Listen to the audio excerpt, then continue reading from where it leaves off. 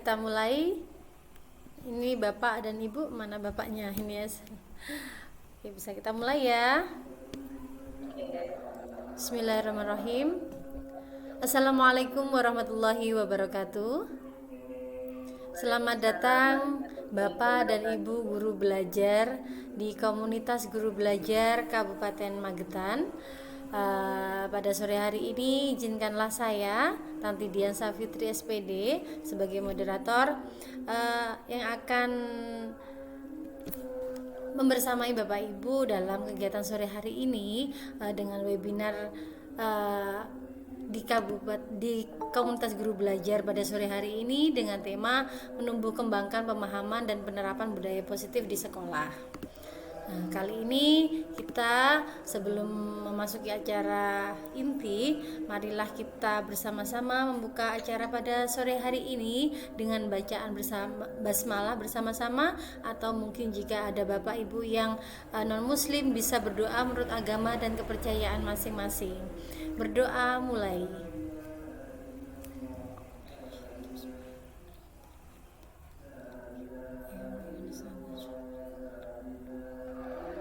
Berdoa selesai. Bapak dan Ibu yang kami hormati, memasuki acara selanjutnya yaitu menyanyikan lagu Indonesia Raya yang akan dilanjutkan dengan Mars KGBN. Bapak dan Ibu, kami harapkan untuk mengambil posisi duduk siap untuk menyanyikan lagu Indonesia Raya, kemudian dilanjutkan dengan Mars KGBN. Izinkanlah saya share screen.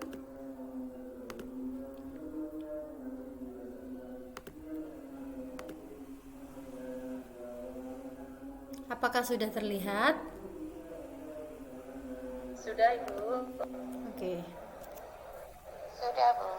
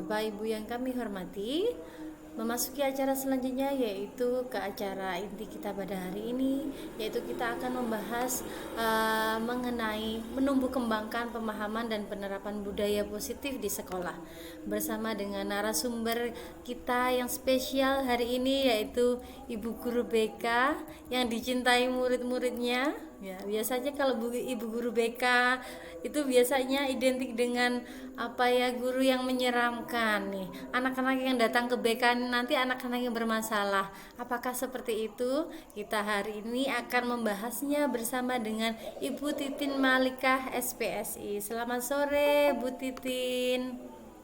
Selamat sore Ibu Tanti, terima kasih. Kami ucapkan selamat datang Bu Titin dan terima kasih berkenan untuk berbagi praktik baiknya pengalamannya sore hari ini di komunitas guru belajar Kabupaten Magetan. Oke Bu Titin, langsung kami persilahkan kepada Bu Titin untuk melakukan presentasi webinar untuk sore hari ini. Silakan Bu Titin. Terima kasih Mbak Tanti yang sangat baik sekali. Selamat sore Ibu-ibu. Assalamualaikum warahmatullahi wabarakatuh. Waalaikumsalam warahmatullahi wabarakatuh. Selamat sore untuk semuanya. Saya ucapkan terima kasih. Alhamdulillahirrabbilalamin. Puji syukur kehadirat Allah yang Maha Kuasa, yang mana pada kesempatan hari ini, di sore hari ini kita masih diberi kesempatan bertatap muka walaupun di dalam dunia maya. Terima kasih semuanya. Saya ucapkan semoga kita semuanya diberi kesehatan. Izinkan saya sebagai Bu Titin Malikah ingin berbagi praktik dengan ibu-ibu yang ada di sini, ibu guru yang sangat hebat, yang sangat luar biasa, yaitu dengan tema menumbuh kembangkan pemahaman dan penerapan budaya positif di sekolah. Izinkan kami share screen.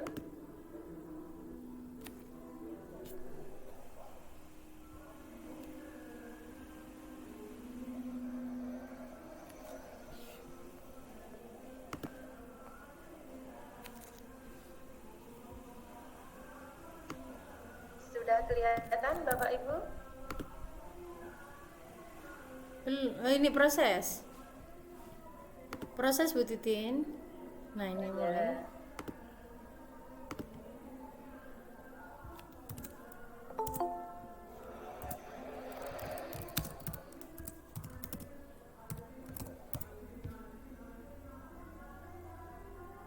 Sudah Bu?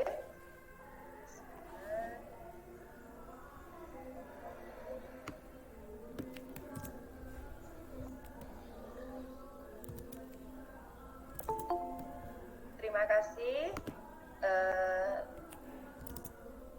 ibu-ibu yang sangat hebat dan sangat luar biasa.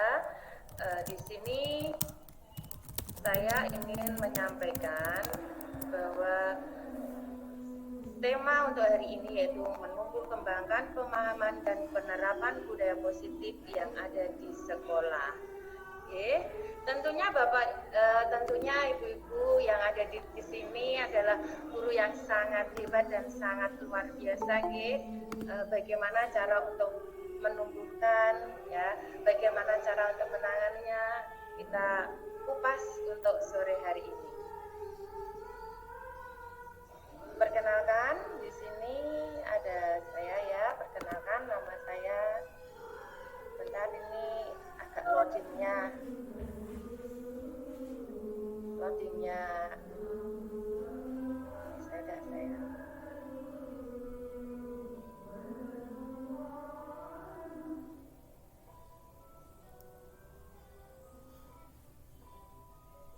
Bentar, ini. Di sini ada biodata juga. Sudah kelihatan ya Ibu? Ibu Tanti sudah kelihatan? Tapi belum jalan ini Bu. Halo? Bu Titin, ini mulai kelihatan sudah. Terima kasih. Ini adalah biodata untuk saya sendiri. Psikologi. Perkenalkan, nama saya Titin Malika, unit kerja SMP Negeri 2 Karangrejo, status sudah menikah, anak 2, dengan alamat SMP Desa Welem, RT 11 RW 2 Karangrejo, Magetan. Kemudian hobi olahraga dan membaca, pendidikan terakhir yaitu sarjana psikologi. Ini adalah biodata pada saat saya bekerja. Untuk nomor HP 081335492349.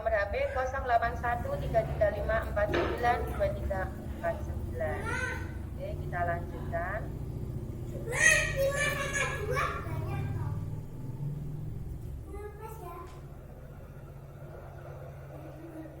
Mohon maaf, ini kelihatannya agak internetnya ya mungkin di sini ya, karena cuacanya tidak mendukung.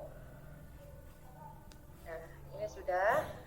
Jadi di sini kesepakatan webinar.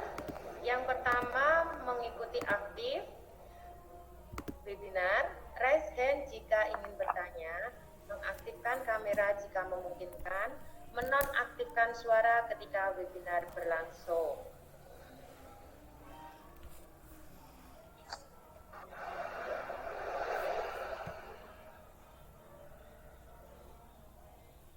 Masih jalan.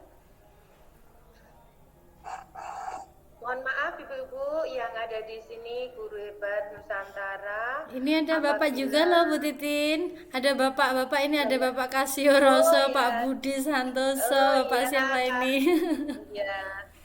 Iya Bapak Ibu, mohon maaf jika nanti dalam memberikan pencerahan atau memberikan materi dalam hal ini masih kurang berkenan, nanti kita bisa sharing di luar jam ini. Oke, kita lanjutkan. Standar pendidikan nasional.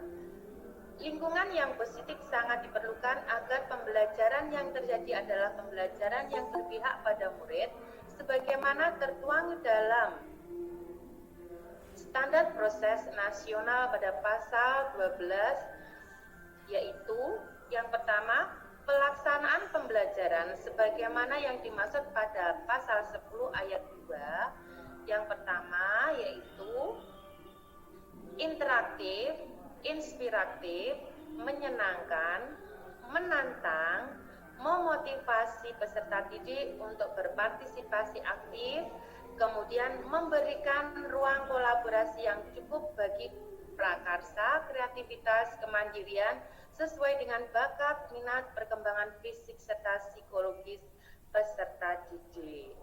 Nah, dari sini ini adalah standar program nasional, standar pendidikan nasional. Nah, Bapak Ibu guru hebat dan sangat luar biasa di sini, bahwasanya kita sebagai pendidik, nah di sini nanti kita kupas, ya, kita kupas.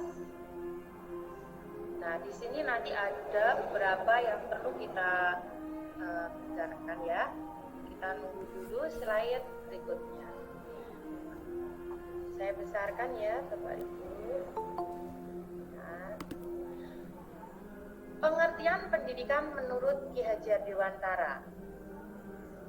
Pendidikan menurut Bapak Pendidikan Indonesia Ki Hajar Dewantara adalah menuntun segala kodrat yang ada pada anak-anak agar mereka dapat mencapai keselamatan, kebahagiaan yang setinggi-tingginya, baik sebagai manusia maupun sebagai anggota masyarakat.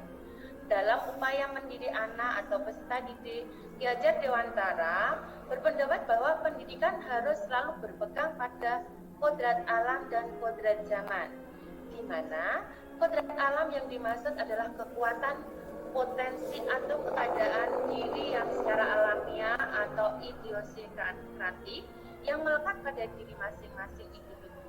Kodrat zaman adalah kekuatan potensi atau keadaan diri yang berubah secara dinamis sesuai dengan kondisi sosial, budaya, masyarakat, atau perkembangan zaman. Kemudian, figur guru harus memenuhi trilogi kepemimpinan yang diformulasikan oleh Bapak Ki Hajar Dewantara, yaitu yang sangat terkenal yaitu dengan Ingarso sung tulodo ing madya mangun karso tut puri handayani. Tentunya di sini Bapak Ibu guru yang hebat sudah memahami bahwa arti daripada trilogi yang diungkapkan oleh Bapak Ki Hajar Dewantara, yaitu ing ngarsa sung tulodo ing madya mangun karso tut puri handayani. Jadi kita sebagai yang berada di yang di depan harus kita memberikan yang di belakangnya. Kemudian yang di belakangnya kita harus bisa mencontoh yang di depannya. Kemudian di sini bahwa pendidik ya dalam menuntun laku dan pertumbuhan kodrat anak, Ki Hajar mengibaratkan peran pendidik kita sebagai pendidik ya, seorang petani atau tukang kebun.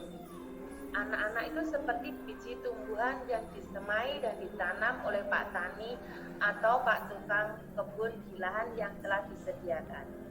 Anak-anak itu bagaikan bulir-bulir jagung yang ditanam.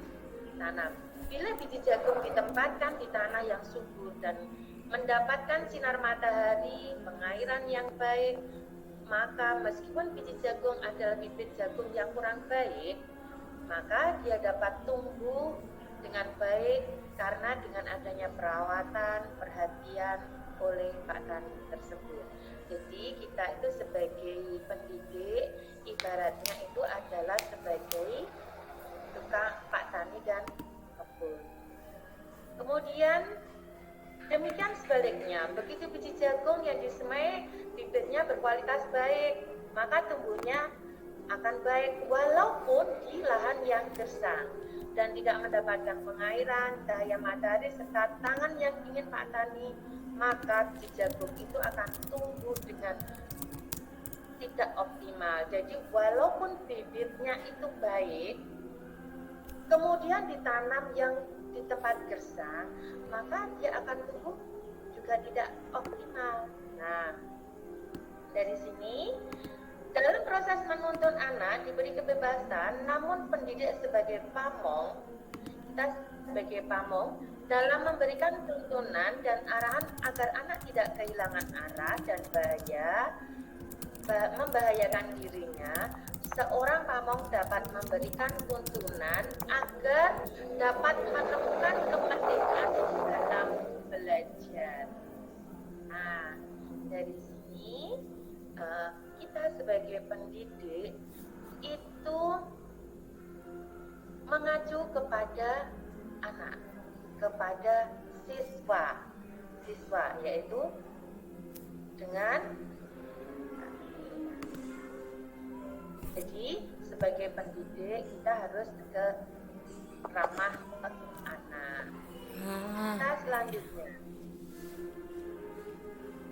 jadi kita sebagai guru kita itu menuntun anak. Karena apa? Anak itu ibaratnya biji. Ya. Jadi di sini saya akan memberikan aksi nyata budaya positif. Yang pertama kesepakatan kelas, yang kedua pengibasan budaya positif yang ada di sekolah. Oke, Bu Titin, dari ini tadi dari yang bagian pertama ya Bu Titin, Bapak Ibu kita semuanya tadi sudah dijelaskan nih sama Bu Titin bahwa kita sebagai guru itu adalah seperti Pak Tani gitu ya. Nah, seperti Pak Tani tadi jagungnya, kita itu jadi guru nggak selalu minta bahwa benihnya ini bagus ya kan, misalkan kita dapat murid-murid dengan berbagai jenis ya Bu Titin ya, tadi kata Bu Titin ada yang jagungnya itu dengan kualitas biasa saja, namun karena ibarat kita adalah petani yang baik, dengan jagung yang biasa kita rawat dengan baik, akhirnya tumbuhlah jagung tadi menjadi jagung yang baik seperti itu. Ya, jadi bagian pertama yang dibahas Bu Titin ini tadi adalah mengenai bahwa guru itu adalah sebagai petani gitu ya Bu Titin. Iya, betul sekali. Jadi kita itu hanya menuntun ya. Jadi setiap manusia begitu lahir itu sudah diciptakan, sudah mempunyai keistimewaan. Oh iya. Nah, kita tinggal tinggal saja menuntunnya. Kita goreskan yang dia miliki, kita asah.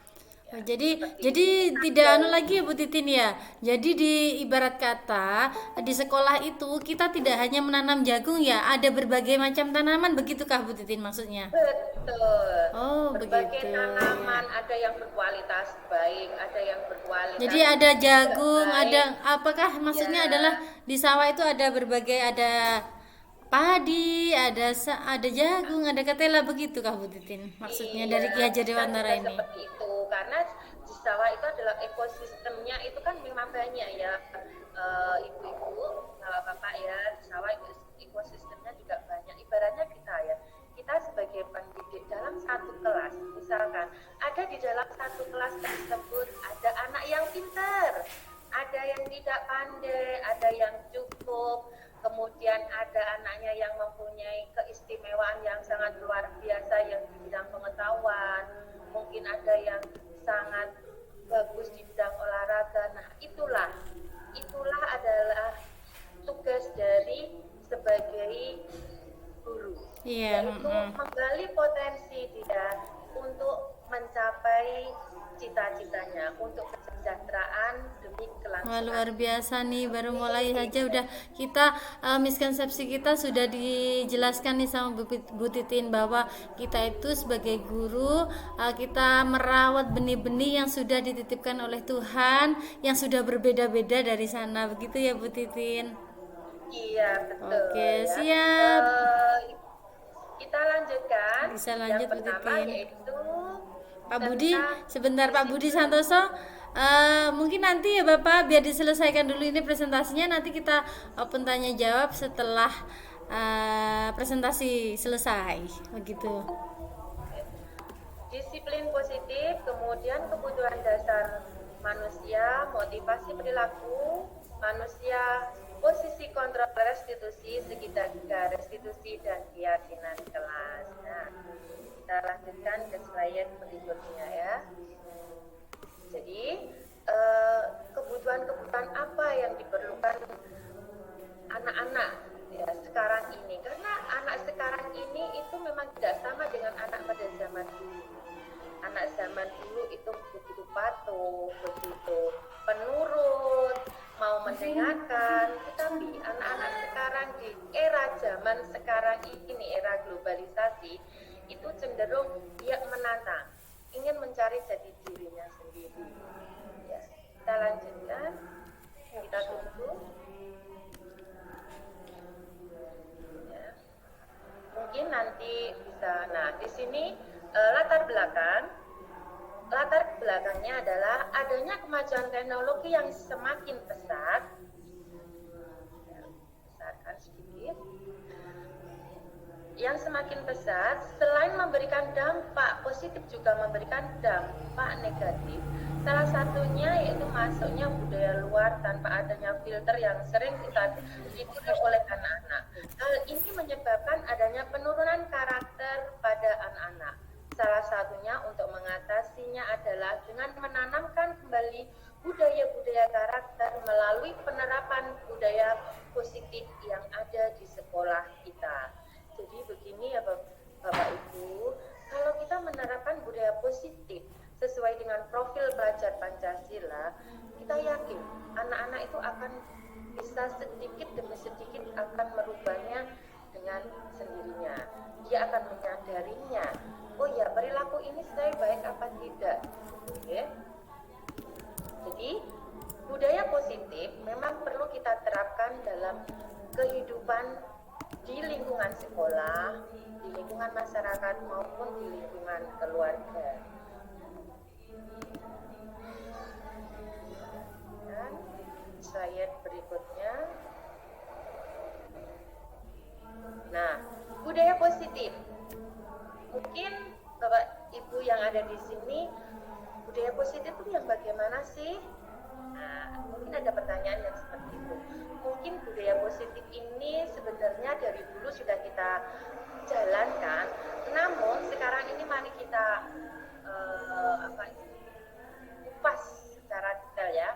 Budaya positif di sekolah ialah nilai-nilai sekolah yang berpihak pada murid agar murid dapat berkembang menjadi pribadi yang kritis, penuh hormat dan bertanggung jawab. Nah, di sini Dill and Peterson tahun 1999 mendefinisikan budaya sekolah sebagai berbagai tradisi dan kebiasaan keseharian yang dibangun dalam jangka waktu yang lama oleh guru, murid, orang tua atau staf karyawan ya, yang bekerja sama dalam menghadapi berbagai krisis dan penerapannya. Ini kebanyakan sekolah di Indonesia. Contoh budaya sekolah yang sudah berjalan dengan baik adalah budaya senyum, salam, sapa. Tentunya budaya sekolah yang diterapkan harus memperhatikan kodrat anak, terutama kodrat alam dan kodrat zaman, dan harus berpihak kepada murid. Budaya berdoa sebelum dan sesudah pembelajaran dan pembiasaan kegiatan-kegiatan keagamaan di sekolah adalah salah satu bentuk penerapan profil pelajar Pancasila pada poin bertakwa kepada Tuhan Yang Maha Esa. Itu adalah salah satu bentuk penerapan budaya positif yang tentunya harus dilaksanakan di lingkungan sekolah. Nah, dari sini kita harus berpihak kepada murid ya, supaya apa? Dari budaya positif tersebut, anak itu akan menjadi berkembang pribadi yang baik dan penuh dengan hormat dan tanggung jawab. Kita lanjutkan ke slide berikutnya.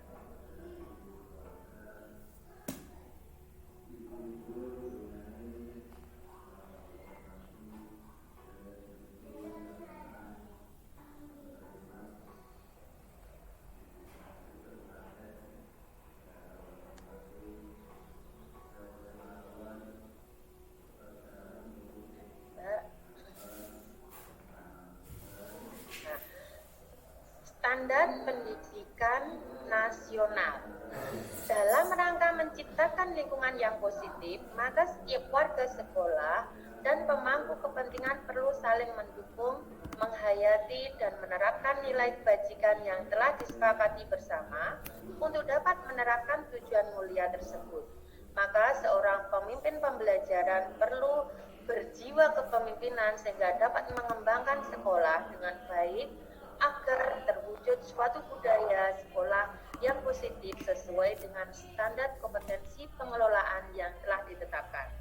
Tujuan mulia dari penerapan disiplin positif adalah agar terbentuk murid-murid yang berkarakter, berdisiplin, santun, jujur, peduli, bertanggung jawab, dan merupakan pembelajaran sepanjang hayat sesuai dengan standar kelulusan yang diharapkan.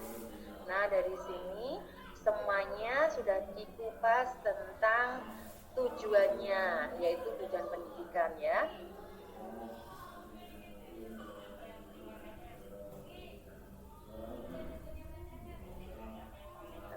Dan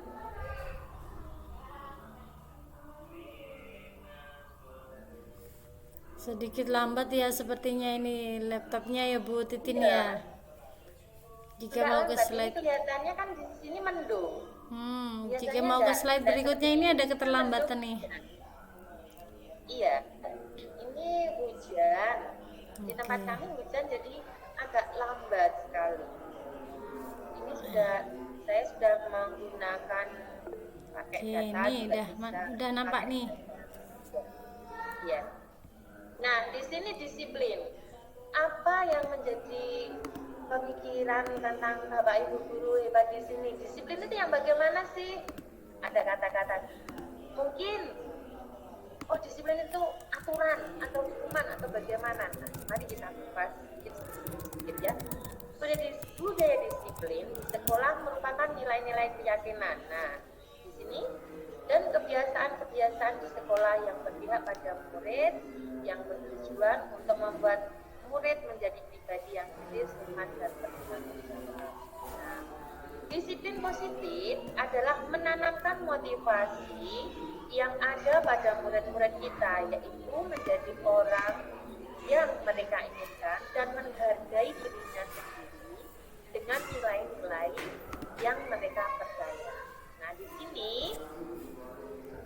ada 3 motivasi perilaku ya. Biasanya itu anak-anak itu kurang disiplin. Kemudian kebanyakan orang yang menghubungkan kata disiplin dengan tata tertib. Nah, jadi kadang orang tuh disiplin ini apa sih gitu ya. Tata tertib itu apa? Nah, di sini ada kebanyakan orang yang menghubungkan kata disiplin dengan tata tertib, teratur, dan kepatuhan pada peraturan. Ada 3 macam motivasi perilaku manusia. Yang pertama yaitu untuk menghindari ketidaknyamanan atau hukuman. Yang kedua untuk mendapatkan imbalan atau penghargaan. Yang ketiga untuk menjadi orang yang mereka inginkan, menghargai diri sendiri dan orang lain. Anak-anak itu bersikap disiplin itu kenapa? Ya, mungkin yaitu menghindari ketidaknyamanan atau hukum, mungkin ingin mendapatkan penghargaan atau imbalan, atau juga ingin mendapatkan, ingin dihargai gitu ya. Jadi anak-anak itu, saya itu datang ke sekolah kuat di hari supaya apa sih gitu ya. Ada anak-anak kan seperti itu ya. Jadi jadi maksud dari disiplin positif itu, disiplin itu nggak hanya tentang peraturan ya Bu Titin? Tidak harus peraturan. Nah, banyak anak-anak sekarang ini motivasi yang, ya. Jadi saya itu mempunyai disiplin, terus kemudian dia mempunyai motivasinya juga. Motivasi saya apa? Nah di sini kita bahas itu tentang kebutuhan dasar anak-anak ya, kebutuhan dasar manusia ini ya, secara umum, yaitu kebutuhan untuk bertahan hidup. Yang kedua yaitu cinta dan kasih sayang, love and belonging, kebutuhan untuk diterimanya. Kemudian kebebasan, freedom. Keempat kesenangan, fun ya, kebutuhan akan rasa senang ya. Kemudian yang kelima adalah penguasaan. Nah, anak-anak itu biasanya itu ada yang aneh-aneh kan di tempat di sekolahan. Nah, anak-anak itu kalau kita lihat, kenapa ya kamu kok terlambat? Nah, kenapa ya kamu itu kok setiap jam saya itu tidak masuk? Kenapa ya? Nah, ini adalah kebutuhan dasarnya. Kita lihat kebutuhan dasarnya dia. Kenapa dia seperti itu? Nah, mungkin dia kepingin kebebasan, mungkin dia ingin senang, mungkin dia ingin berkuasa di antara teman-temannya. Nah, seperti itu ya. Jadi anak-anak memang bertingkah laku yang sangat luar biasa, itu mempunyai kebutuhan dasar yang harus dipenuhinya. Ada yang anak sering istilahnya itu keliling terus, jalan-jalan terus. Nah, dia itu apa? Mungkin dia itu ingin kebebasan, kebutuhan kebebasannya itu yang belum terpenuhinya. Kita lanjutkan.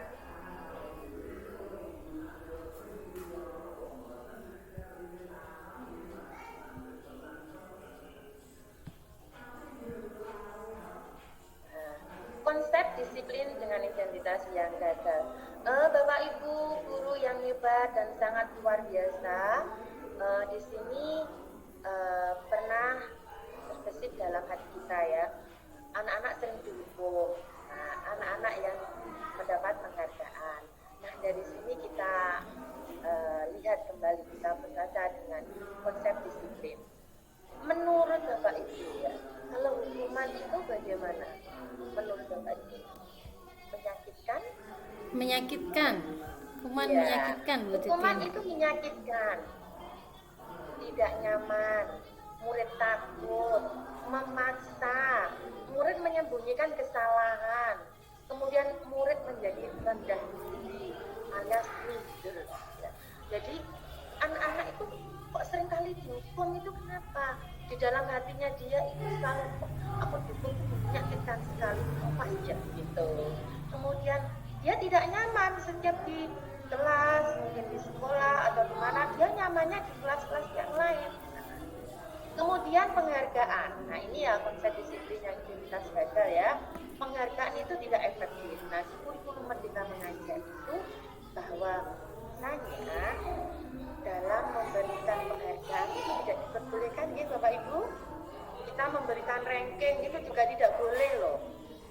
di dalam kurikulum Merdeka Belajar Mengajar. Karena apa? Kita itu memanusiakan manusia, ya.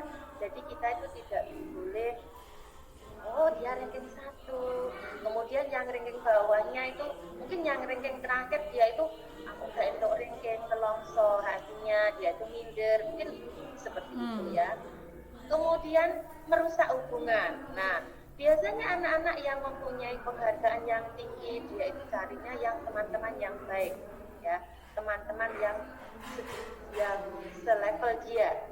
Kemudian bisa mematikan kreativitas, bisa merampas hak dan menghargai dirinya, dan bisa menghukum dengan sistem ranking. Nah, ini menghukum dengan sistem ranking ya.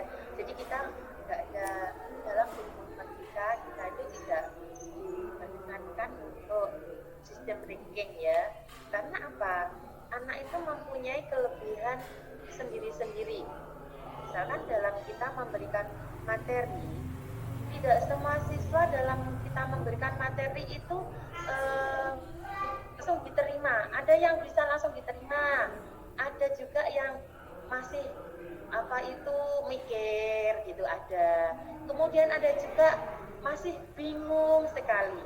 Jadi income-nya pada saat kita memberikan pembelajaran itu setiap anak kan memang tidak sama.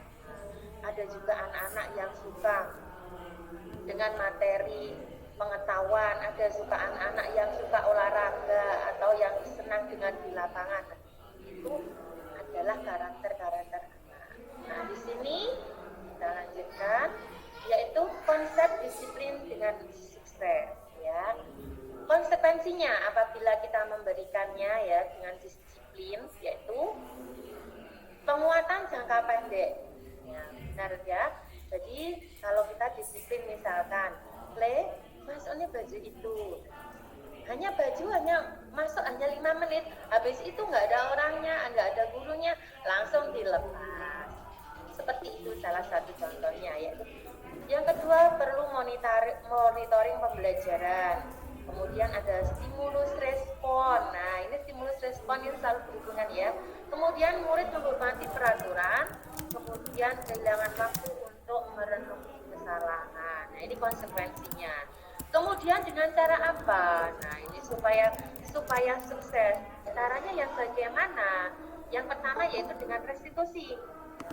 Mungkin Bapak Ibu yang ada di sini, apa sih restitusi? Nah, itu nanti kita kupas ya.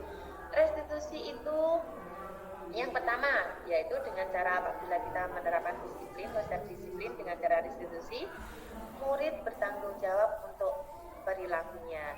Restitusi itu dengan kata-kata yang enak ya. Kemudian fokus pada pemecahan masalah jangka panjang. Kemudian murid menghormati dirinya sendiri dan orang lain. Kemudian teori kontrol, dirinya memegang kontrol. Kemudian murid bersemangat untuk memperbaiki diri. Nah, jadi Bapak Ibu, apabila kita mempunyai masalah dengan siswa, alangkah baiknya kita melakukannya dengan restitusi. Restitusi itu enak sekali ya, kita dengan mudah, dengan anak-anak itu dengan kata-kata yang enak, kemudian kita dengan perlakuan yang kita kembalikan ke anak, itu jadi anak itu akan merasa bertanggung jawab. Jadi tidak semata-mata kita itu menghukumnya. Nah, seperti itu restitusinya ya, nanti kita kupas selanjutnya. Nah, kita tunggu restitusi ya, kita sudah memasuki restitusi. Nah, konsep disiplin dengan pendekatan restitusi. Sebuah cara menanamkan disiplin positif pada siswa atau murid. Nah, restitusi itu adalah proses menciptakan kondisi murid untuk memperbaiki kesalahan mereka sehingga mereka bisa kembali pada kelompok mereka dengan karakter yang lebih kuat. Ini teori dengan Pak Gershon tahun 2004. Ciri-ciri restitusi itu yang pertama, bukan menebus kesalahan, namun belajar dari kesalahan. Nah, dengan restitusi kita kan akan menjadi ramah ke anak, memperbaiki hukuman. Kemudian tawaran bukan paksaan. Jadi misalkan anak-anak, kamu tahu tidak? Kamu dipanggil ke sini ada apa? Tahu tidak? Dengan kata-kata yang enak ya. Jadi tawaran bukan paksaan. Kemudian menuntut untuk lebih melihat ke dalam dirinya, mencari kebutuhan dasar yang mendasari tindakan, fokus pada karakter bukan tindakan, menguatkan dan fokus pada solusi. Jadi misalkan anak-anak ini kita restitusi dengan berbagai masalah ya, mungkin ada siswa kita yang sering bolos. Nah, kita coba dengan pendekatan restitusi, dengan kita restitusi apa nanti yang akan terjadi, coba. Nah, seperti itu ya. Jadi anak-anak itu akan merasa nyaman apabila kita menggunakan pendekatan restitusi. Karena apa? Karena ini adalah berpihak kepada siswa atau murid. Kita lanjutkan. Nah, 5 posisi kontrol restitusi. Yang pertama, sebagai penghukum, sebagai pembuat rasa bersalah, kemudian sebagai teman, sebagai pemantau, sebagai manajer. Nah, di antara Bapak Ibu semuanya, nah mungkin ini pernah merasakannya ya, merasakannya saya itu sebagai apa sih? Saya sebagai pendidik itu sebagai yang mana ya? Apakah saya itu penghukum? Apakah saya itu pembuat rasa bersalah? Apakah saya itu sebagai teman atau pemantau atau manajer? Di sini penghukum itu jadi kita itu seringkali menghukum anak-anak gitu ya. Kemudian merasa bersalah ini juga sering ya, semenjak saya mempelajari buku Merdeka Mengajar ini, jadi saya akan ngerti dengan kontrol saya, saya itu apa. Nah, menurut Bapak Ibu yang ada di sini, yang terbaik itu yang mana? Mungkin di manajer kita sebagai pendidik itu yang di manajer ya, manajer sebagai teman, ya, sebagai manajer, sebagai teman dan pemantau ya. Namun ya, kita tidak pernah lepas juga, kadang kita juga pernah menghukum ya, kadang itu di luar kontrol kita ya. Oke, jadi pasti kita pernah melakukan hal yang salah terhadap siswa. Alangkah baiknya apabila kita pernah berbuat salah kepada siswa, kita juga tidak memberikan ya, kita juga tidak meminta maaf ke siswa, kita juga tidak bermasalah ya. Anak itu merasa, biar anak itu tetap merasa dihargai. Jadi apabila kita itu menyuruh, misalkan menyuruh siswa kok salah mengambilnya, nah kita itu juga aduh kok salah ibu lele kok seperti itu. Nah di situ kita juga minta maaf juga tidak apa-apa ya. Apa salahnya sih kita minta maaf pada orang lain? Nah seperti itu. Nah ini contoh penerapan 5 posisi kontrol. Di sini ada kasus ya. Siswa tidak memakai atribut lengkap saat upacara bendera. Nah, di sini dengan posisi kontrol yaitu menghukum. Apabila menghukumnya ini patuhilah aturan, ini kata-katanya ya, patuhilah aturan sekolah lalu berdiri di depan barisan. Ini sebagai penghukum. Jadi kalau ada siswa yang sering mungkin pada saat upacara tidak memakai atribut, kita tidak siswa itu kita dirikan di depan.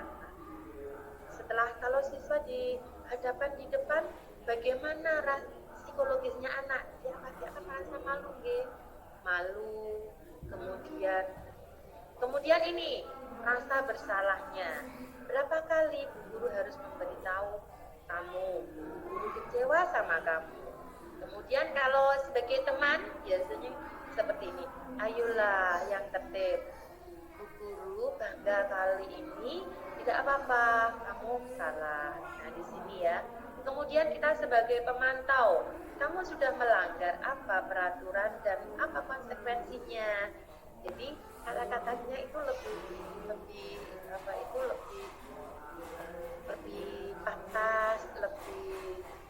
baik gitu ya.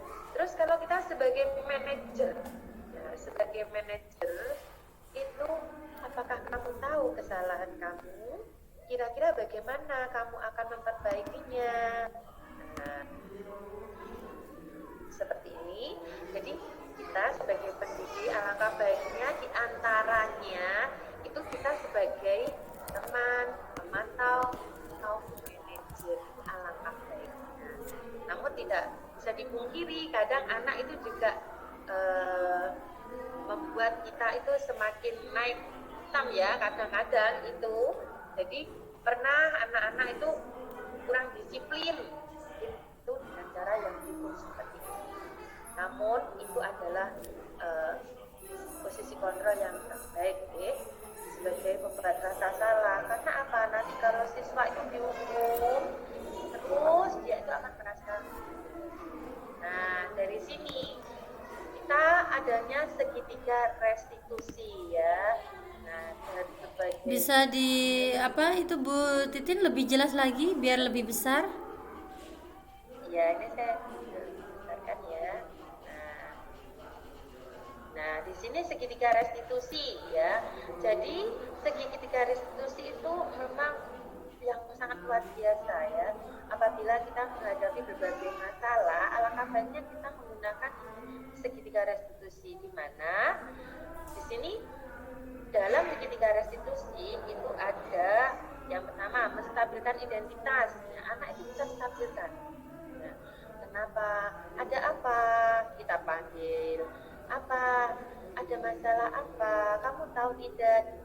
Kamu tahu tidak datang ke sini? Kemudian kalau sudah adanya validasi tindakan yang salah, kenapa kamu berperilaku seperti itu? Kenapa alasannya? Kenapa penyebabnya? Apa penyebabnya? Nah, kemudian, di sini menanyakan keyakinan. Nah, kita yakinkan siswa tersebut. Jadi, siswa tersebut nanti kalau kamu seperti ini, bisa tidak kamu tidak mengulangi kembali? Kita kembalikan ke siswanya saja. Jadi ini segitiga restitusi itu memang luar biasa ya. Kita itu cara-cara anak untuk mendisiplinkan, mendisiplinkan itu sangat luar biasa dan sangat ramah kepada siswa. Nah, kemudian kita lanjutkan di sini yaitu tentang keyakinan kelas atau kesepakatan kelas ya. Di sini kita lanjutkan dengan kesepakatan kelas. Bapak Ibu guru yang ada di sini, sudahkah melaksanakan kesepakatan kelas? Sudah Ada yang betul. sudah dan ada yang tidak ya. Ini ada yang menarik ini tadi Ibu siapa ya tadi? Sebentar. Iya. Saya pengen menyapa Ibu Luh Gede. Selamat sore Ibu Luh Iya, Gede.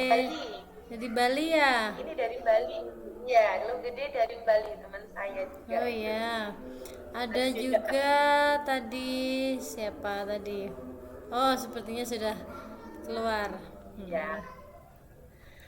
Kesepakatan kelas. Mengapa kesepakatan kelas? Mengapa tidak peraturan kelas? Nah, ini ada kasus ya Bapak Ibu yang ada di sini. Misalkan, mengapa kita memiliki peraturan tentang penggunaan helm pada saat mengendarai motor? Kenapa coba? Mengapa kita memiliki peraturan tentang menggunakan masker dan cuci tangan pada saat ini? Alasannya kita kan punya alasan ya.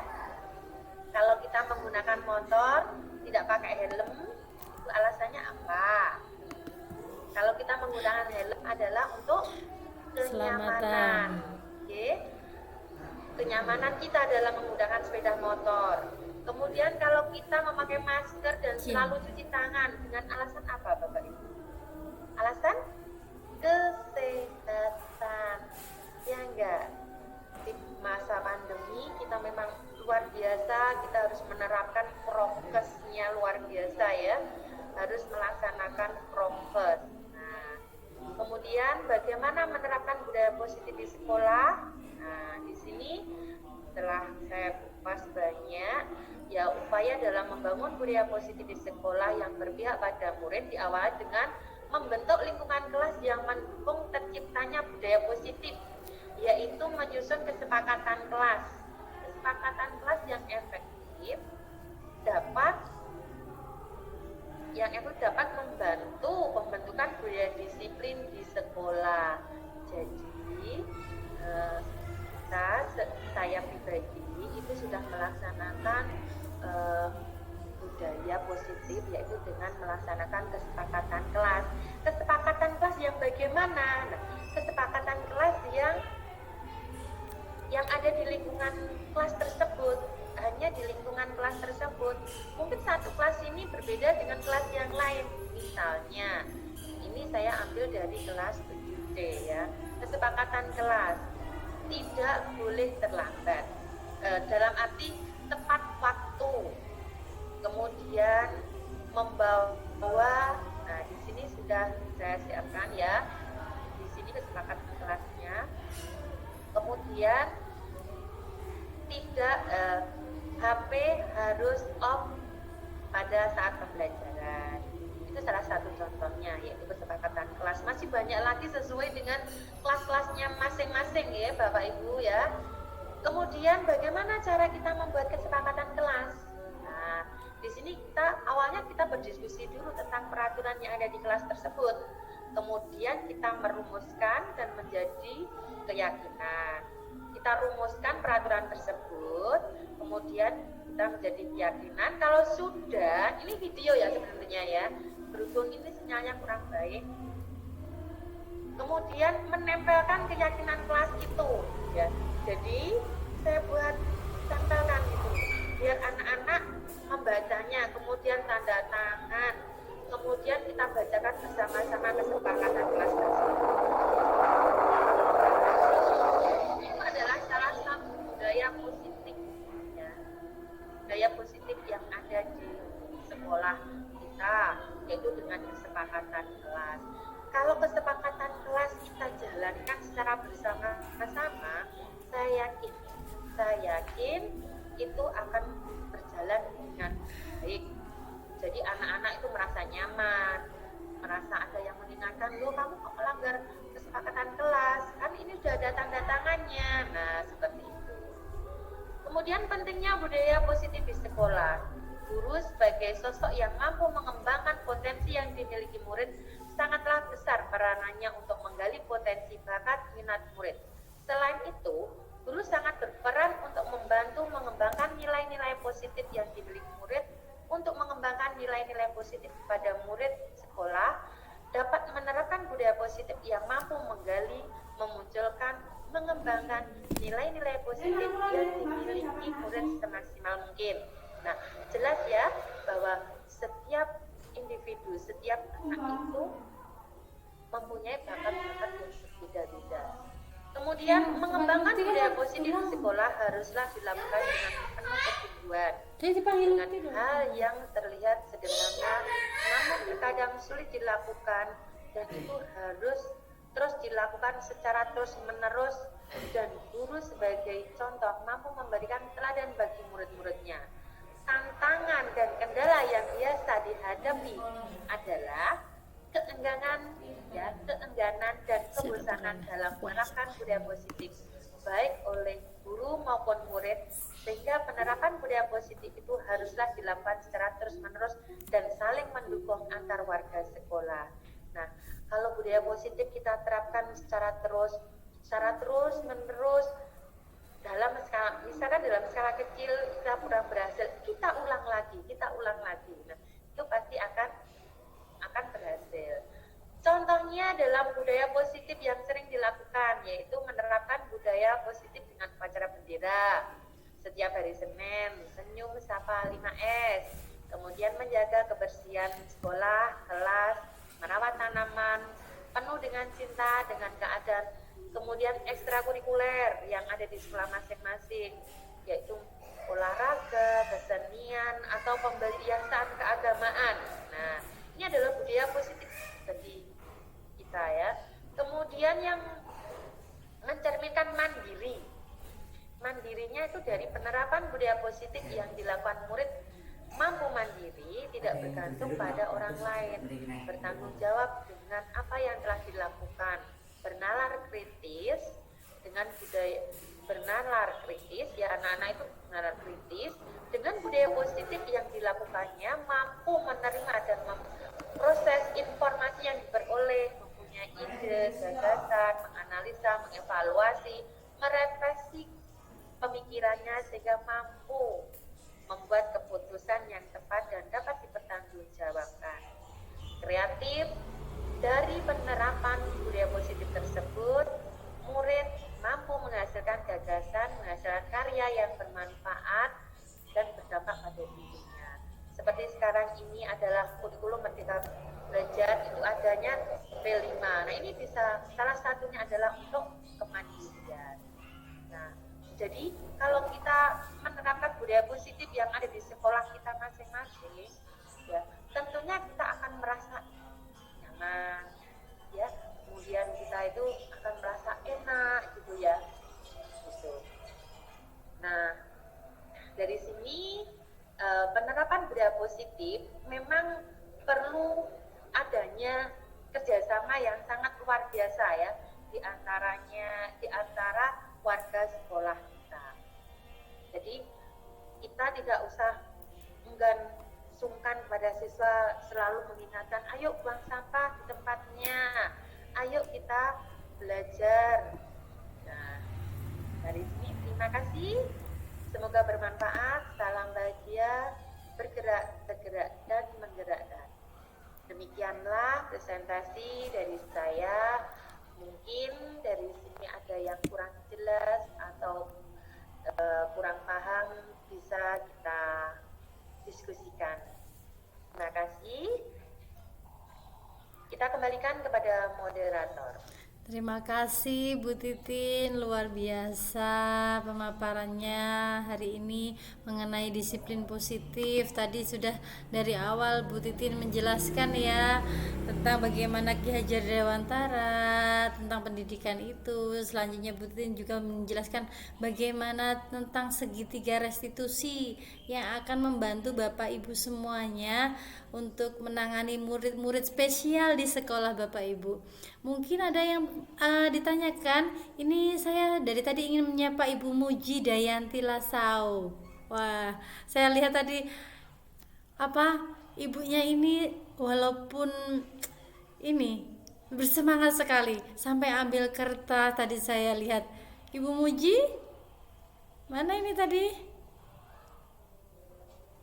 Mungkin sinyalnya. Oh, kok terus menghilang ya? Ini tadi barusan ada. Iya. Bersemangat sekali Ibu ini tadi. Mungkin Bapak Ibu ada yang ditanyakan pada sore hari ini mengenai restitusi. Oke, Ibu Fauziati Nuriyah, silakan Ibu, open mic. Terima kasih banyak Ibu Titin dan juga Ibu Tantin atas kesempatannya. Sebelumnya mohon maaf, apakah suara saya terdengar, Ibu? Terdengar dengan baik, Ibu. Baik, terdengar dengan jelas, Ibu. Terima kasih banyak. Perkenalkan diri, nggih. Ya, perkenalkan, nama saya Fauziati Nuriyah. Saat ini saya mengajar bertugas di SMK Negeri 3 Buru, Kabupaten Buru, Provinsi Maluku. Luar biasa. Luar biasa, Maluku ya. Selamat sore Maluku, selamat sore. Alhamdulillah baik. Biasa. Iya. Bagaimana Ibu? Cuacanya di sana bagaimana? Nggih, Bu. Di Maluku cuacanya bagaimana? Ini hujan. Saat ini mendung. Cerah. Oh, Saat ini mendung, Bu. Terima kasih. Iya, luar biasa Ibu. Terima kasih banyak atas kesempatannya, Bu. Nggih, saya lanjutkan. Silakan Ibu. Begini, Bu. Nggih, saya punya kasus di sekolah saya. Kebetulan saya ini mengajar mata pelajaran praktek yang lebih banyak praktek, yaitu aplikasi perangkat lunak, mengajar praktek komputer. Nah, Di SMP atau SMA Ibu? SMK. Oh, SMK. SMK. Ya, kasus yang saya hadapi saat ini, saya mengajar di kelas 3. Kelas 3 ini atau kelas 12 yang sementara ini akan UKK dan mau selesai begitu ya Bu sekolahnya. Nah ini kasusnya begini Bu, siswa kami, siswa yang saya ampu ini di kelas saya ini, kan mereka sudah selesai prakerin. Nah selesai praktek industri, itu tingkat untuk mereka hadir ke sekolah itu sangat rendah. Nah gitu. Terus kemudian itu pada semester awal lalu, semester ganjil. Nah sekarang pada saat semester genap ini, saya ketemu dengan siswa-siswa yang jarang masuk ini. Nah kemudian saya tanya, saya mencoba menerapkan segitiga restitusi itu. Mungkin teknik atau yang keliru ya. Nah itu saya tanya, itu mereka nggak menjawab Bu. Jadi gini, ada apa toh Le, ada apa toh Mbak, Mas, G, begitu ya. Kenapa nggak pernah ikut mata pelajaran saya? Nah itu mereka tuh nggak pernah menjawab. Nggak pernah menjawab sama sekali. Dan sampai akhir uji sumatif itu mereka hanya ikut saat uji sumatif saja. Jadi tingkat kehadirannya sangat rendah. Nah, bagaimanakah dengan kasus ini saya menghadapinya? Karena ketika saya tanya itu nggak mau mengaku. Lalu kemudian saya minta untuk menuliskan. Oke, kalau sampai nggak berani ngomong, tolong ditulis. Apa alasannya kenapa nggak mau ikut pelajaran praktek dengan saya? Apakah karena guru, ataukah karena pelajarannya, ataukah karena kamu tidak suka dengan jurusan ini, ataukah seperti apa? Nah, siswa ini tidak menjawab. Nah, ini seperti apakah solusinya Bu? Karena saya sering berbincang masalah ini dengan teman-teman guru di sekolah saya, cuman juga nggak ada solusi, masukan harus saya bagaimana begitu. Nah, itu nggak ada. Jadi sehingga saat ini saya dalam posisi ya sudahlah, itu maumu begitu. Kalau memang begitu mau bagaimana gitu. Saya temukan cara begitu. Seperti itu Bu Titin atau Bu Tantin mungkin bisa memberikan masukan atau seperti apa harusnya saya lakukan agar siswa ini bisa ikut dan semangat di dalam kelas saya. Mungkin seperti itu Ibu. Terima kasih banyak atas kesempatannya. Monggo. Assalamualaikum warahmatullahi wabarakatuh. Waalaikumsalam warahmatullahi wabarakatuh. Bu Fauziati dari Pulau Buru ya tadi Bu Titin. Bu Titin dulu atau saya nih? Monggo Bu Tanti dulu. Oke. Wah, menantang sekali nih kasus yang dihadapi Bu Fauziati nih. Antara muridnya ini masuk, nah sekarang Bu Fauziati udah dalam taraf ya udah deh kalau nggak mau gitu ya. Memang padahal udah direstitusi ya Bu Fauziati ya. Begini, menurut saya Bu Fauziati, satu hal, mohon maaf sebelumnya ya Bu Fauziati, memang sebagai guru kita itu yang pertama kali harus kita lakukan adalah refleksi. Kenapa? Tentunya sebagai guru yang merdeka, setelah kita menerangkan kepada anak didik kita untuk apa sih mereka melakukan tadi prakerin ya, setelah prakerin kok enggak mau gitu, mungkin setelah ngerasain di luar enak seperti itu, oh jangan-jangan apa pembelajaran yang kita lakukan atau mungkin mohon maaf ini pendekatan kita seperti itu. Apakah Bu Fauziati mungkin sudah dicoba dengan bagaimana ya menerapkan pola dulu tadi sebelum kita ke manajer, tadi kan ada teman. Iya, betul. Tadi kan ada teman. Nah, sebelum ke manajer kan kita bisa menjadi teman. Kita mungkin bisa melakukan pendekatan dulu dengan siswanya. Satu, ketika kita melakukan pendekatan kepada murid, anak didik kita, itu gaya bahasa kita itu sangat menentukan keberhasilan kita. Ketika saya menghadapi anak didik pada jenjang sekolah dasar, itu tentunya gaya bahasa saya berbeda dengan ketika saya menghadapi anak kelas 6. Dan ketika kita menghadapi anak di tingkat SMK seperti itu tadi, tentunya mereka menginginkan kita itu mampu diajak, mereka merasa aman ketika mereka ingin menyampaikan sesuatu. Anak pada skala SMK itu kan mereka itu suka diajak ngomong tapi nggak suka banyak diomongin gitu loh. Nah, biasanya saya ya suka diajak ngobrol tapi nggak suka banyak dikasih tahu, didikte. Nah, seperti itu. Mungkin pendekatan yang harus dilakukan adalah Bu Fauziah mendekatkan diri sebagai gimana ya? Eh, Sebagai membangun teman, komunikasi dengan teman seperti teman melakukan pendekatan dulu. Kalau nanti sudah jangan, kan tadi ada penghukum, ada apa tadi Bu Titin urutannya, ada pembuat rasa bersalah seperti itu. Nah, tadi Bu Fauzia coba deh kita refleksi dulu, posisi kita itu sudah berada di mana, masih di penghukum, pembuat rasa bersalah, ya udah kalau nggak mau, kalau kamu memang maunya begitu, Bu Guru ya begini ya, ya seperti itu, atau kita masih sudah teman pemantau, atau kita sudah dalam posisi manajer. Nah, kita mungkin sebelum ke manajer kita ke teman dulu aja deh, kita dekati mereka, gimana kabarnya, apa sih yang enak ketika prakerin kemarin, tanya, gunakan nada sedikit rendah dengan kayak SKSD gitu loh Bu, istilah anak-anak sekarang sok kenal sok deket gitu, nggak apa-apa, untuk apa, membangun bonding dengan murid. Menurut saya seperti itu Bu Fauziati. Semoga anak didiknya nanti kembali bersemangat ketika nanti Bu Fauziati sudah merasa bonding dengan anak didik itu dekat, kita bisa melakukan restitusi, baru kita bisa melakukan restitusi. Karena gini, kan ada teori kontrol ya, bahwa kita itu sebetulnya tidak bisa mengendalikan murid-murid kita, tapi mereka sendirilah yang mengendalikan diri mereka. Kita hanya bisa memberikan informasi. Jadi tentunya keputusan itu ada pada anak didik, dan kita hanya bisa memberikan informasi dengan bagaimana, yaitu tadi, setelah kita bangun bonding, kita merasa dekat, anak-anak merasa aman, kita ambil kendali sebagai manajer. Seperti itu Bu Fauziati menurut saya. Gitu, Tante. Semangat ya Bu Fauziati ya. Insya Allah. Jangan menyerah. Saya saja melakukan restitusi ke murid saya itu 1 tahun ada loh. Oh, Iya. ya. Iya, jangan. 1 tahun baru berapa bulan ini ya? 4 bulan, 5 bulan inilah.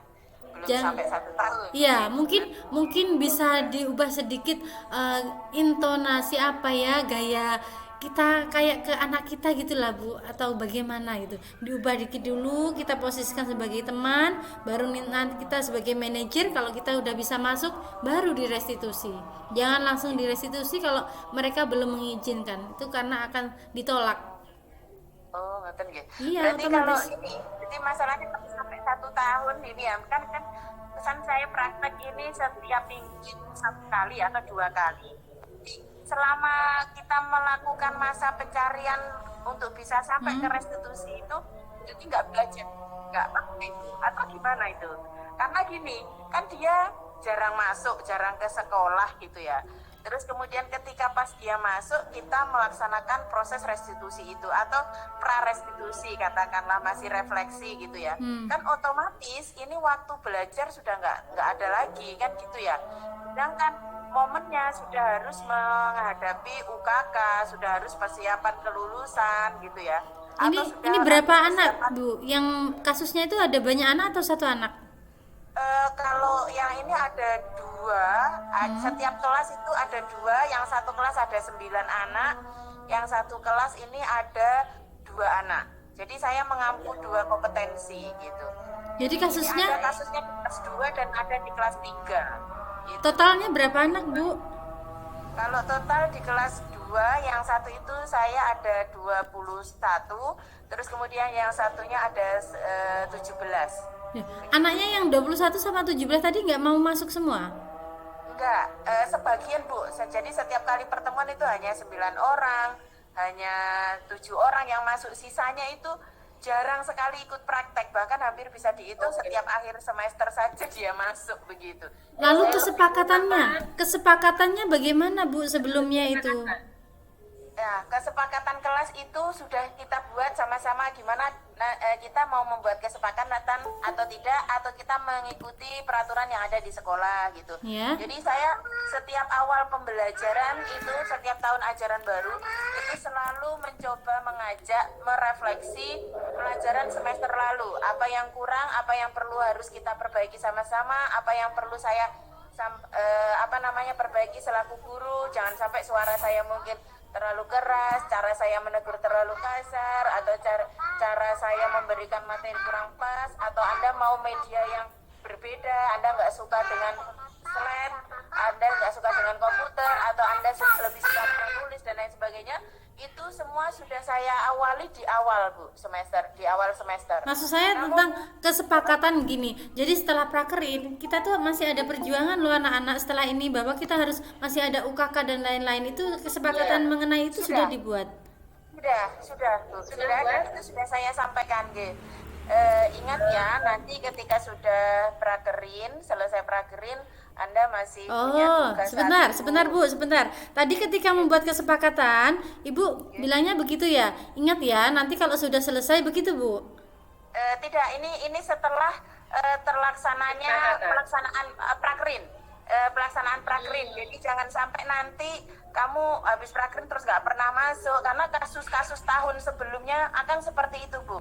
Tahun-tahun sebelumnya itu. Bu Fauziati. Oke. Bu Fauziati. Mungkin saya akan menjawab ya, menambahkan. Mungkin pada saat siswa pertama kali masuk, apakah sudah dilaksanakan asesmen? Oke. Bu. Kalau pertama kali siswa masuk kelas 1 itu tidak ada asesmen, karena waktu dulu kelas 3 belum kurikulum merdeka, jadi belum pernah asesmen diagnostik, itu juga nggak pernah. Terus kemudian siswa itu memang kondisinya dulu kan belum pernah ada listrik gitu ya di sekolah saya ini, listriknya susah, jadi prakteknya sangat jarang. Jadi pemampatan praktek itu ketika berada di kelas 2 dan menginjak kelas 3 itu seperti itu. Alangkah baiknya kalau siswa-siswa tersebut di awal kita masuk itu kita adakan asesmen. Jadi kebutuhan apa yang harus kita penuhi ya. Kemudian kalau bisa, karena ini menjurus ke minat, coba siswa itu disuruh kenapa tidak masuk itu, apa mungkin minatnya tidak sesuai di bidang itu, kita gali. Nah, kalau minatnya memang tidak suka di bidang IT, mungkin dia minatnya di pertanian, mungkin kalau di SMK, mungkin dia sukanya di bidang akuntansi, atau mungkin fotografer, atau di teknik otomotif. Nah, karena setiap anak itu memang tidak sama. Nah, kalau di SMK anak-anak itu biasanya menjurus, apa sih kesukaan saya itu di mana? Ya, biasanya kalau sudah lulus dari SMP itu sudah punya angan-angan ya, selanjutnya sudah punya angan-angan. Aku nanti lulus ke SMK, nanti saya ambil jurusan otomotif. Dia sudah punya jadi dirinya sendiri. Nah, kalau sudah sampai di situ, coba di asesmen kebutuhan apa yang harus dia, kebutuhan apa yang harus diketahui. Ya, mungkin kebutuhan dasar 5 kebutuhan dasar tadi mungkin ada yang belum terpenuhi salah satunya itu pasti ya kalau anak itu seperti bisa itu. Juga. Kemudian kita bukan berarti kita itu melaksanakan kita sudah melaksanakan restitusi. Memang restitusi itu tidak seperti instan ya, seperti mie instan, tidak bisa. Itu secara berkesinambungan, secara lama ya. Kalau kita memang anak-anak seperti itu, kita dudukkan kemudian tidak lepas juga itu dari pengawasan orang tua. Nah, orang tua itu sangat berperan sekali dalam menentukan anak-anak itu masuk sekolah. Jadi orang tua itu juga perlu kita libatkan. Jadi antara guru, wali kelas, orang tua itu adalah sebuah komponen yang tidak bisa lepas. Kita harus saling kerjasama. Kenapa? Kita tanya ke orang tuanya, maaf ibu, hari ini si A tidak masuk lagi, ada apa? Ada kasus apa memang dia ingin pindah jurusan? Mungkin bisa seperti itu ya ibu ya. Kita tanyakan orang tua. Mungkin kita bukan sebagai penghukum ya, kita sebagai teman aja kita itu. Sementara kita di level kontrolnya itu sebagai teman gitu. Kita coba pendekatan dengan kelas, dengan pendekatan yang enak dengan orang tua. Kemudian kalau sudah kita samakan, kita restitusi bersama-sama sama orang tua, sama siswa yang sering tidak masuk itu. Atau juga begini Ibu, kita adakan dengan orang tua, wali kelas, guru, dan tidak kalah pentingnya adalah guru BK. Guru BK itu adalah peran yang sangat penting di sekolah kita. Jadi kita libatkan ibu guru-guru BK yang ada di sekolah kita. Kenapa sih anak ini seperti ini, kok tidak masuk, seperti bolos, kita libatkan. Jadi itu adalah peran yang sangat penting ya di lingkungan sekolah kita. Kalau kita anak-anak itu biar supaya apa? Biar semangat gitu lah ya. Tujuannya kita itu anak-anak tetap belajar dan selalu belajar sampai lulus nggih Bu nggih. Nah, kita cari, kita gali. Nah, bisa juga nanti kita serahkan ke guru BK, bisa dengan konseling kelompok anak-anak yang tidak masuk itu loh. Kita konseling kelompok Bu. Kenapa Kak? Ditanya satu persatu, biasanya itu guru BK yang sudah memahaminya ya. Begitu Ibu, mungkin nanti bisa diterapkan, Ibu bisa berkolaborasi dengan wali kelas, orang tua, guru BK, itu kita bisa berkolaborasi untuk menerapkan anak-anak itu supaya senang dengan sekolah, senang dengan belajar, senang mengikuti mata pelajaran IT itu ya. Seperti itu Ibu. Terima kasih banyak ya Bu Tanti. Iya, Sama-sama Bu Faziati. Mungkin betul Bu, masih banyak yang itu tadi yang saya tidak tahu mungkin, atau mereka sebetulnya pengen salah jurusan kah atau bagaimana ya. Ya, asesmen ya, asesmen Bu Karena Faziati. Iya, betul. Di sekolah kami, karena di sekolah kami belum ada guru BK. Nggih, terima kasih. Semangat Bu Faziati, semangat. Luar biasa dari Pulau sangat Buru. luar biasa sekali dari Maluku ya, ini dari Maluku saja gak ada guru BK loh ya Allah. Jadi perannya itu guru di sana itu luar biasa ya, sebagai wali kelas juga, sebagai penuntun, kemudian ditambah lagi sebagai guru BK-nya juga, karena kan tidak ada guru BK-nya ya. Iya. Jadi luar biasa pengorbanan Ibu ini, dan sangat perlu diajukan jempol ini ya. Jadi monggo kalau ada yang mau bertanya, silakan. Masih ada Kita saling beberapa sharing menit ya. lagi Bapak Ibu, mungkin ada yang bertanya. Mungkin ada yang Sebelum bertanya. Oke. Halo Pak Eko. Pak Eko dari mana ini?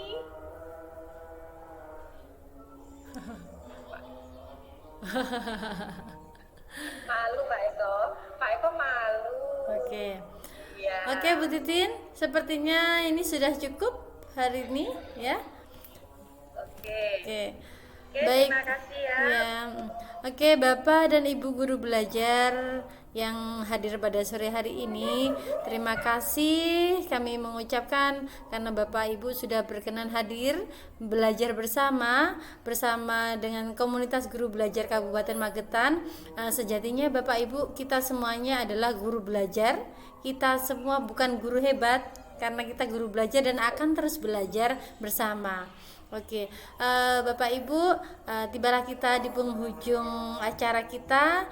Untuk itu marilah kita tutup acara pada sore hari ini dengan bacaan hamdalah bersama-sama. Alhamdulillahirrahmanirrahim. Sampai jumpa di webinar selanjutnya bersama dengan komunitas guru belajar Kabupaten Magetan. Terima kasih sudah bersamai kami. Sampai jumpa di lain waktu Bapak Ibu semuanya. Sampai jumpa. Assalamualaikum warahmatullahi wabarakatuh. Terima kasih Bu Titin, Bu Fauziati. Salam untuk murid-muridnya. Semangat Bu Fauziati. Assalamualaikum. Semuanya. Terima kasih dan semuanya.